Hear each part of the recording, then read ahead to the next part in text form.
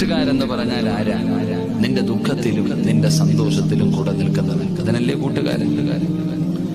അതാണ് അതാണ് പഴമക്കാര് പറഞ്ഞത്, ഒരു യഥാർത്ഥ കൂട്ടുകാരനെ അറിയണമെങ്കിൽ നിനക്ക് എന്തെങ്കിലും ഒരു ആവശ്യം വരണം. ഇത്തിരി സാമ്പത്തികമായിട്ടോ അല്ലെങ്കിൽ ശാരീരികപരമായിട്ട് എന്തെങ്കിലും പ്രയാസമോ ബുദ്ധിമുട്ടോ ഉണ്ടാകുന്ന സമയത്ത് നിന്നെ സഹായിക്കുന്നവനാ നിന്റെ ആത്മാർത്ഥ സുഹൃത്ത്. അല്ലാതെ നിന്റെ കയ്യിൽ ആരോഗ്യവും അധികാരവും പണവും ഉള്ളപ്പോൾ നിന്റെ കൂടെ ഒരുപാട് പേര് കാണും. പണമുണ്ട് എങ്കിൽ പരിസരം ജനനിബിഡമാണ്. പേക്കൂത്ത് തീർന്നാൽ പിന്നെ കൂത്തുകാരൻ മാത്രമാണ്.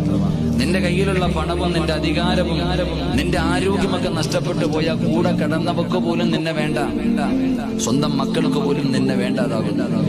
അപ്പൊ യഥാർത്ഥ സുഹൃത്തെന്ന് പറഞ്ഞാൽ നീ ഏതെങ്കിലും ഒരു വിഷയത്തിൽ പെട്ടുപോകുമ്പോൾ, ഏതെങ്കിലും ഒരു ആവശ്യത്തിന്റെ ഒരു സഹായത്തിന്റെ ആവശ്യം നിനക്കുണ്ടാകുന്ന സമയത്ത് നിന്നെ സഹായിക്കുന്ന